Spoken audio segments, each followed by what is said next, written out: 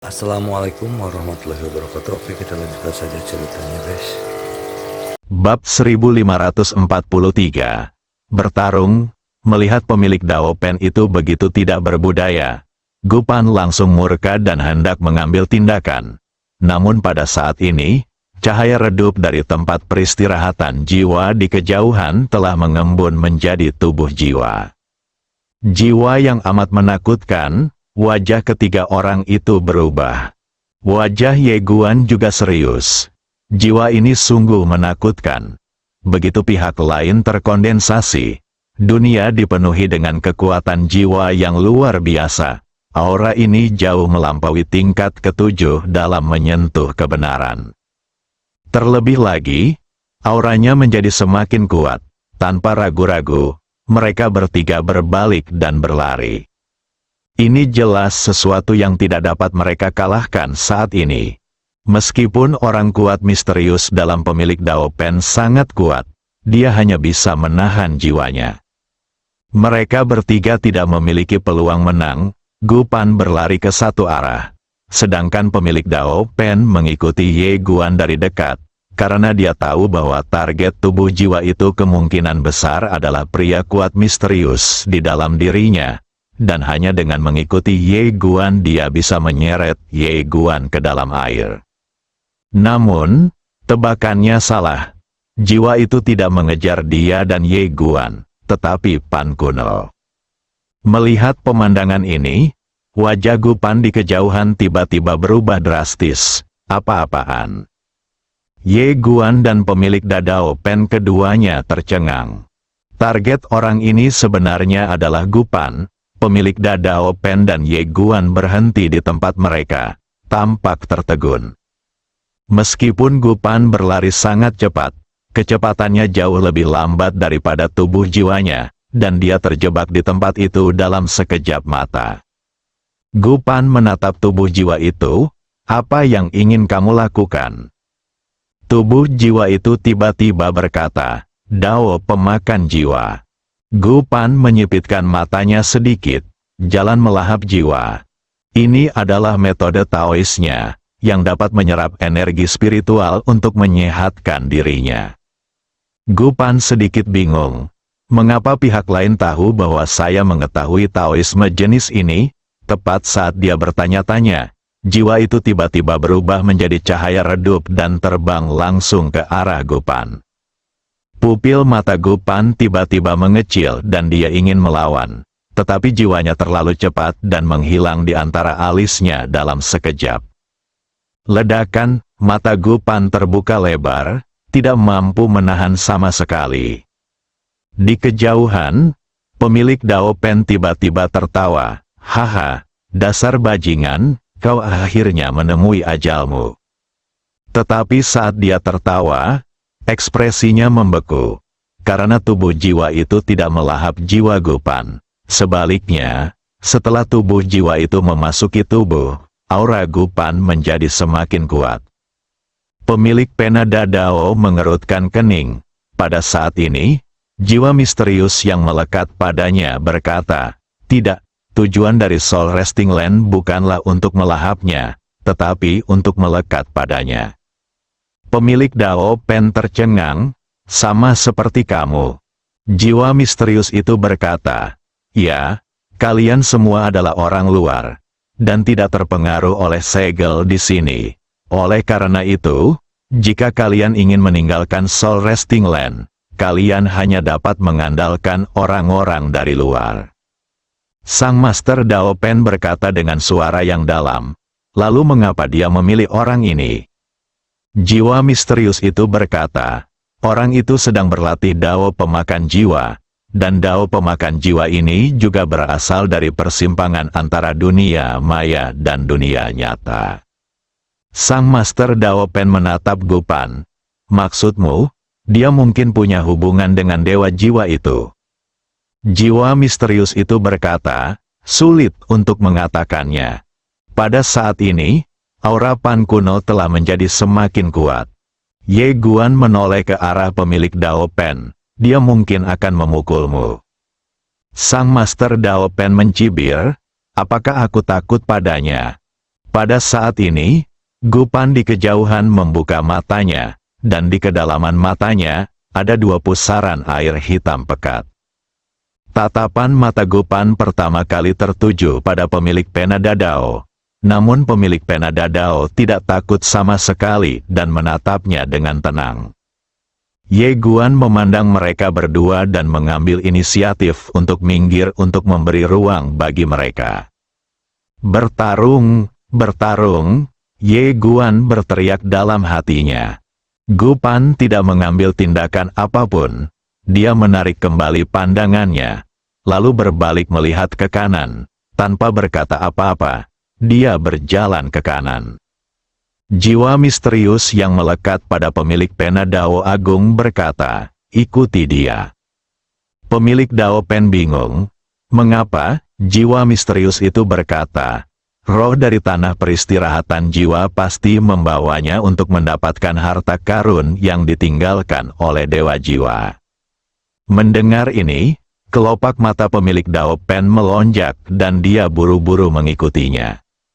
Melihat ini, Ye Guan mengikutinya. Setelah berjalan selama waktu yang tidak diketahui, Gupan tiba-tiba berhenti. Tidak jauh di depannya, ada genangan darah di tengah kolam. Cahaya ilahi tergantung. Jiwa misterius yang melekat pada pemilik pena Dao tiba-tiba berkata, "Itu adalah jiwa Dewa Jiwa. Memakannya akan sangat bergizi."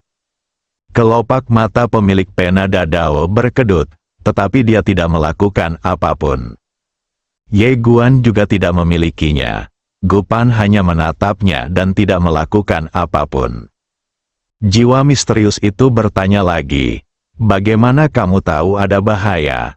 Pemilik pena Dao, pada saat ini, Gupan tiba-tiba berbalik dan menatap Ye Guan dan pemilik Dao Pen. "Bagaimana kalau kita membaginya bersama?" Pemilik pena Dadao tidak berbicara. Ye Guan berkata, "Bagus." Gupan melirik Ye Guan, lalu menatap pemilik Dao Pen. Ye Guan juga menatapnya. Jika pemilik Dao Pen tidak setuju, mereka akan bergabung untuk membunuh pemilik Dao Pen terlebih dahulu. Pemilik Dao Pen tentu saja memahami kebenaran ini, dan dia mengangguk, "Oke." Gupan menarik kembali pandangannya dan melangkah maju. Saat dia mengambil langkah ini, genangan darah di tanah di kejauhan tiba-tiba mulai menggeliat. Lalu genangan darah itu tiba-tiba berkumpul menjadi seorang ksatria api darah. Sang ksatria api darah itu sepenuhnya berwarna merah darah, mengenakan baju zirah tebal berwarna merah darah, memegang pedang besar di tangan kanannya dan perisai darah yang sangat besar di tangan kirinya, memancarkan perasaan yang sangat menindas. Jiwa misterius itu berkata, "Ksatria api darah, dulunya adalah pengikut Dewa Jiwa. Dewa Jiwa telah jatuh, tetapi belum jatuh. Namun tampaknya ia tidak dalam kondisi puncaknya lagi." Gupan tiba-tiba berkata, "Ayo serang bersama." Ye Guan berkata, "Bagus." Master Dao Pen dan Gupan menoleh menatap Ye Guan secara bersamaan. Ye Guan berkata dengan serius, "Aku tidak punya masalah." Gupan menatap Ye Guan dan berkata, "Bunuh ksatria api darah terlebih dahulu. Adapun siapa yang bisa mendapatkan jiwa pada akhirnya, itu tergantung pada siapa yang mampu." Ye Guan berkata, "Baiklah." Pemilik pena Dadao tiba-tiba tertawa dan berkata, "Oke." Ketiganya percaya diri, karena ketiganya memiliki kartu tersembunyi. Pada saat ini, ksatria api darah tiba-tiba melompat dan menyapu ke arah ketiga orang itu dengan pedang besar di tangannya. Capai puncak tingkat ketujuh alam sejati, dengan sapuan ini, mereka bertiga merasa tercekik.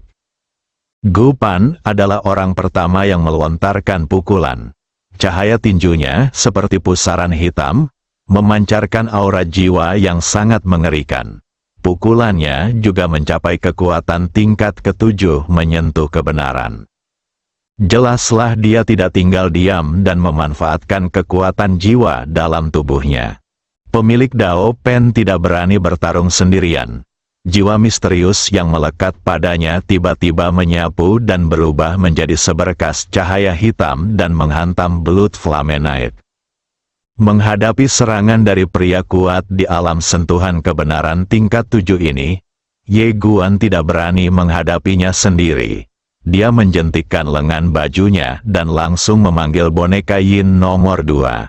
Manusia kertas itu mengangkat tinjunya dan meninjuk Ksatria Api Darah dengan keras.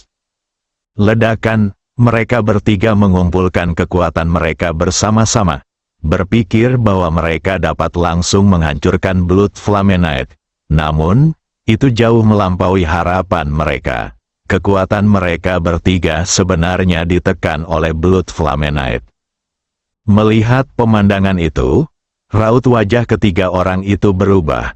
Pada saat ini, Ksatria Api Darah tiba-tiba menarik kembali pedangnya, lalu menghantamkannya di depannya, dan Api Darah yang mengamuk menyapu.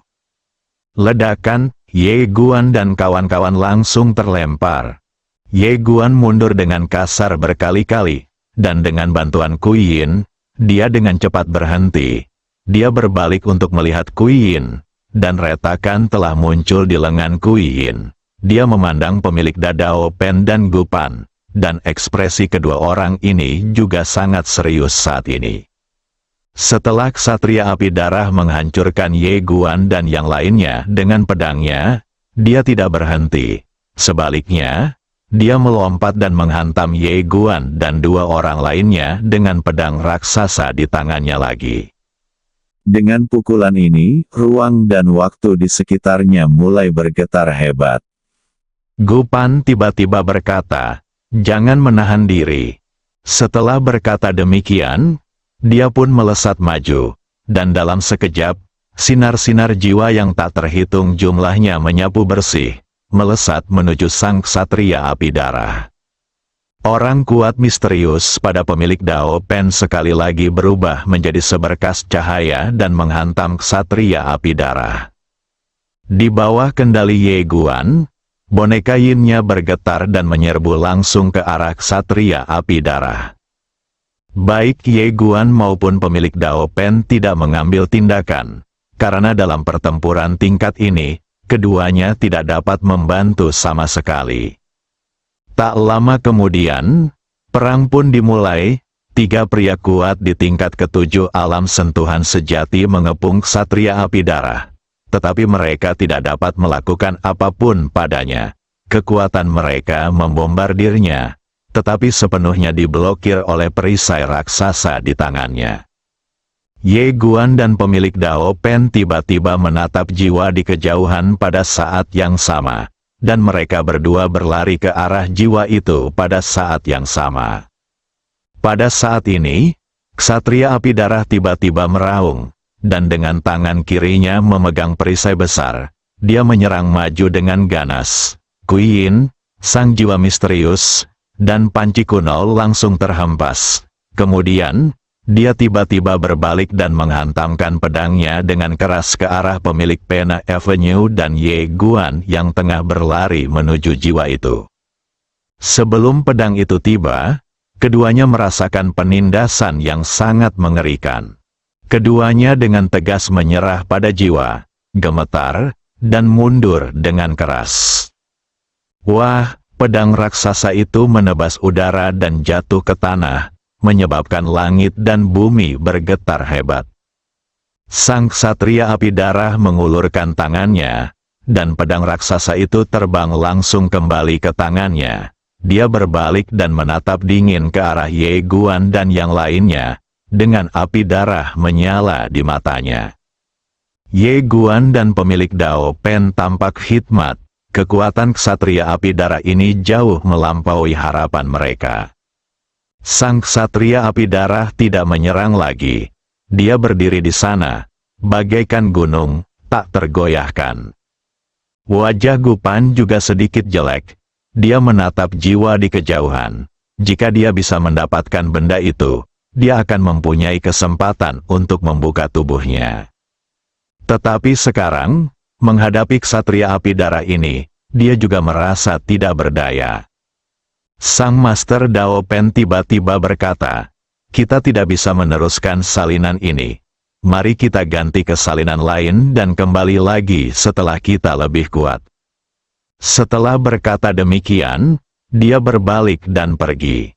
Ye Guan tiba-tiba berkata, aku punya cara untuk melewatinya. Master Dao Pen dan Gupan menoleh menatap Ye Guan secara bersamaan. Ye Guan berkata, jika kamu percaya padaku, aku bisa bertarung. Gulungan, Sang Master Dao Pen menjadi murka, menunjuk ke arah Ye Guan dan berteriak, menjauhlah dariku sejauh-jauhnya. Ye Guan, bab 1544, panggil aku bibi sekarang. Pemilik pena dadao sangat marah hingga ia tertawa. Si idiot ini ternyata punya ide seperti itu. Orang ini benar-benar seorang pemimpi. Namun, tiba-tiba Pan Gu bertanya, percaya padamu, kau menjalankan jalan ketertiban. Ye Guan mengangguk cepat, ya, sasarannya yang sebenarnya bukanlah pemilik dadao Pen, melainkan Pan Kuno, karena ia tahu bahwa pemilik dadao Pen tidak akan pernah percaya padanya. Namun Gupan ini kemungkinan besar, karena Gupan ini sangat peduli pada jiwa itu, dan asalkan Gupan ini percaya padanya, dia akan membunuh pemilik pena dadao terlebih dahulu. Dia akan yakin pada saat itu, Gupan agak tergoda. Melihat ini, sang guru Dao Pen tertawa. Gupan, selama kamu percaya padanya, kekuatannya bisa meningkat pesat, ditambah dengan manusia kertas di tangannya. Maka bahkan jika kamu mendapatkan jiwa, itu pada akhirnya akan menguntungkannya. Terlebih lagi, orang ini berani mengeluarkan manusia kertas, yang berarti dia harus memiliki lebih dari satu manusia kertas. Wajah Gupan menjadi gelap. Dia membenci pemilik pena dadao. Tetapi seperti yang dikatakan pemilik pena dadao, dia tidak berani membantu Ye Guan membunuh pemilik pena dadao. Itu sangat sederhana. Jika dia membunuh pemilik pena dadao, maka Ye Guan akan menjadi tak terkalahkan. Pada saat itu, dia tidak punya suara apapun, dan sekarang, kedua orang ini saling menahan, jadi dia punya hak untuk berbicara dan hak untuk memilih. Tidak peduli apakah itu pemilik dadao Pen atau Ye Guan, mereka tidak berani menargetkannya dengan mudah. Melihat diamnya Gupan, Ye Guan tentu saja memahami pikirannya. Orang ini sebenarnya tidak bodoh sama sekali. Sebaliknya, dia sangat cerdas. Tentu saja, ini normal. Orang kuat pada tingkat ini tidak mungkin tidak memiliki kecerdasan. Dan orang yang tidak memiliki kecerdasan tidak mungkin dapat berkultivasi hingga ke tingkat ini. Sang Master Dao Pen tiba-tiba berkata, lagi pula, bahkan jika kau percaya padanya, dia mungkin tidak akan mampu mengalahkan Blood Flamenite. Tadi, kita bertiga melawan satu, dan Blood Flamenite tidak hanya merasa tenang, tetapi juga menekan kita. Ini cukup untuk membuktikan bahwa kekuatan tempurnya mungkin telah mencapai level ke-8 dari Touching the Truth. Gupan membuat keputusan cepat dan menoleh ke arah Ksatria Api Darah, kalau begitu kembali lagi nanti. Pemilik Dao Pen menoleh ke arah Ye Guan dan mencibir. Ye Guan mengangkat bahu. Namun dia tidak kecewa, dia hanya ingin mencobanya. Terlebih lagi, Pan Kuno tidak menunjukkan perlawanan apapun, yang berarti masih ada peluang di masa depan. Mereka bertiga berbalik dan pergi. Tetapi Blood Flamenite tidak mengejar mereka. Setelah Ye Guan dan yang lainnya pergi, Ksatria Api Darah tiba-tiba menghilang dan berubah menjadi genangan darah lagi. Ketiganya kembali ke jalan utama dan melanjutkan perjalanan mereka. Saat itu sudah larut malam dan keadaan di sekitarnya gelap gulita dan menakutkan. Ye Guan tiba-tiba menatap jiwa misterius yang melekat pada pemilik pena Dao dan bertanya, apa jiwa misterius itu? Dewa jiwa. Dia masih agak penasaran dengan apa yang disebut dewa di persimpangan antara realitas dan ilusi. Jiwa misterius itu berkata, "Dewa, di persimpangan antara dunia maya dan dunia nyata hanyalah sebuah gelar. Selama seseorang dapat melampaui batas, yaitu memasuki dunia nyata, seseorang dapat mendirikan sekolah Tao yang terpisah dan menyebut dirinya sebagai dewa. Tentu saja, sangat sulit untuk melakukan ini." Ye Guandao, kau tidak melakukannya. Jiwa misterius itu tersenyum dan berkata, "Aku masih sedikit pendek." Ye Guan bertanya dengan rasa ingin tahu, "Ada berapa banyak dewa di persimpangan antara dunia maya dan dunia nyata?" Jiwa misterius itu berkata, "Kamu membuatku bingung dengan pertanyaanmu." Ye Guan sedikit bingung. "Kau tidak tahu?" Jiwa misterius itu berkata, "Batas antara dunia maya dan dunia nyata sangatlah besar, dan waktu serta ruang di sana sangatlah rumit karena beberapa alasan khusus." Ye Guan bertanya lagi, "Mengapa kamu datang ke sini?" Jiwa misterius itu terdiam kali ini. Melihat ini, Ye Guan tidak bertanya lagi. Gu Pan mencibir, "Datang ke tempat seperti ini hanya untuk menjarah." Jiwa misterius itu berkata, "Itu untuk penjarahan. Tetapi bukan untuk sumber daya dunia virtual ini, tetapi untuk objek suci yang awalnya milik perbatasan antara dunia virtual dan dunia nyata." Ye Guan bertanya dengan rasa ingin tahu, "Benda suci misterius?" Jiwa misterius itu berkata, "Iya," tidak ingin berkata lebih banyak lagi. Ye Guan tidak bertanya lagi. Dia melihat sekeliling. Ia memang sangat penasaran dengan pertempuran besar yang terjadi saat itu. Dia telah memperoleh beberapa informasi dari kata-kata jiwa misterius ini. Rupanya, di persimpangan antara dunia maya dan dunia nyata, banyak sekali dewa tingkat atas yang datang ke dunia maya ini demi sebuah objek suci dan berperang melawan kerajaan dewa kuno. Dari sudut pandang saat ini, meskipun kerajaan dewa kuno telah hancur, para dewa yang disebut itu tampaknya telah menderita kerugian besar. Apakah kerajaan dewa kuno begitu mengagumkan? Karena dalam keadaan normal, peradaban berdimensi tinggi menghancurkan peradaban berdimensi rendah, dan ruang waktu di sini jelas tidak sebaik batas antara realitas dan ilusi. Ye Guan menatap pemilik Dao Pen. Orang ini pasti tahu sesuatu. Pemilik Dao Pen melirik Ye Guan dan berkata, "Aku tidak akan memberitahumu." Ye Guan tersenyum dan berkata, "Asalkan kamu bahagia."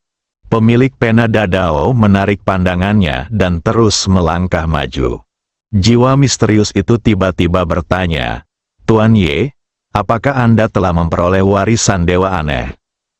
Ye Guan mengangguk. "Ya," jiwa misterius itu berkata, "dewa aneh itu punya suatu benda, suatu jimat. Apakah itu ada padamu?" Ye Guan bertanya dengan bingung, "Jimat misterius? Aku belum melihatnya." Jiwa misterius itu terdiam sejenak, lalu berkata, "Itu adalah senjata Tao, harta karun paling berharga dari Dewa Gui. Senjata itu sangat kuat, tetapi memiliki kelemahan besar. Namun, karena Tuan Ye tidak mendapatkannya, jangan khawatir." Ye Guan, pemilik Dadao Pen dan Gu Pan melirik Ye Guan. Orang ini sangat tidak jujur. Pria kuat misterius itu berkata, "Tuan Muda Ye tidak sederhana. Dewa aneh ini tidak hanya sangat kuat, tetapi juga memiliki kebijaksanaan kelas 1. Dalam perang itu, ia mengandalkan kebijaksanaannya untuk bertahan hidup. Ia juga salah satu dari sedikit dewa yang selamat. Dan Tuan Muda Ye mampu mewarisi warisannya. Ini benar-benar tidak sederhana." Ye Guan tersenyum dan berkata, "Terima kasih kepada Senior Guisen atas apresiasinya." Sang guru Dao Pen tiba-tiba berkata, "Jangan berpura-pura, dasar bodoh. Apakah dewa hantu mati di tanganmu? Tidak, kau tidak punya kekuatan untuk membunuhnya. Kalau aku tidak salah, dia mati di tanganmu." Setelah mengatakan ini, dia tiba-tiba berhenti dan tidak melanjutkan. Ye Guan tersenyum dan berkata, "Guru Penadao Agung, aku tahu kau selalu mengira aku menelepon seseorang. Namun, aku dapat memberitahumu bahwa aku benar-benar tidak menelepon siapapun. Terserah kau untuk percaya atau tidak. Jika kau tidak percaya, maka kita akan membatalkan taruhan sekarang." Pemilik pena Dadao menyipitkan matanya sedikit. Batalkan taruhan? Dia tahu bahwa jika dia membatalkan taruhannya sekarang, orang ini benar-benar tidak akan memiliki batasan. Dia tidak ragu bahwa orang ini akan meminta keluarganya untuk membunuhnya. Setelah menimbang untung dan ruginya, sang guru Dao Pen menatap Ye Guan dan berkata sambil tersenyum, "Aku percaya padamu. Mengapa kamu, Ye Guan, berinisiatif untuk meminta bantuan? Kalau aku tidak salah, dewa aneh itu pasti telah kamu atur, dan dia tidak punya otak untuk berinisiatif memprovokasi keluargamu, kan?"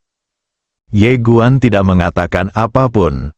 Sang guru Dao Pen mengalihkan pandangannya dan berkata dengan tenang, "Kau lebih kejam dari ayahmu. Ayahmu hanya bisa menipu dirinya sendiri, tapi bagaimana denganmu? Kau tidak pernah menelepon siapapun. Dan memang kau tidak pernah menelepon siapapun. Namun, musuhmu selalu mengambil inisiatif untuk memprovokasi keluargamu karena dirimu. Dengan cara ini, hati nuranimu bisa tenang. Lagi pula, bukan kau yang memanggil mereka, tetapi musuhmu yang mengambil inisiatif untuk memprovokasi mereka. Ini tidak hanya menyelesaikan masalah, tetapi juga membuat hati nuranimu tenang, dan kau tidak akan memiliki kekhawatiran."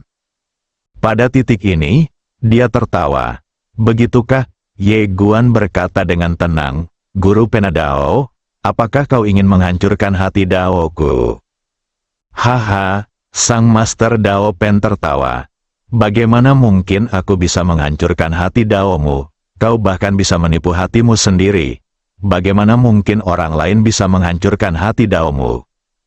Ye Guan tersenyum dan berkata, "Guru Penadao Agung, mari kita bicarakan masalah ini dari sudut pandang yang berbeda. Sejak awal, Anda telah menargetkan saya. Apakah adil bagi saya untuk menargetkan saya?" Pemilik pena Dadao tidak berbicara. Ye Guan melanjutkan, "Katakan padaku kebenaran tentang keluargaku. Kau pikir wajar saja jika kau menindasku. Tapi mengapa keluargaku tidak bisa menindasmu? Mengapa kau bersikap munafik padaku?" Pemilik Dao Pen menoleh ke arah Ye Guan dan ingin mengatakan sesuatu, tetapi mata Ye Guan tiba-tiba berubah menjadi merah darah. "Jika kau mengatakan omong kosong lagi, aku akan memanggil orang untuk membunuhmu bersama. Panggil aku ayah, panggil aku bibi, panggil aku kakek, panggil aku paman." Suasana tiba-tiba menjadi tegang. Sang guru Dao Pen terdiam sejenak, lalu tiba-tiba menoleh ke arah Gupan, yang berada beberapa kaki darinya, dan berteriak dengan marah, "Bisakah kau berjalan lebih lambat? Kau akan menabrakku. Cepatlah bereinkarnasi." Gupan yang sedang menonton acara itu berkata. Saat berikutnya, dia begitu marah hingga wajahnya membiru dan tubuhnya mulai terbakar. "Oh sial, kau tidak memperlakukanku sebagai manusia, kan?" Bersambung,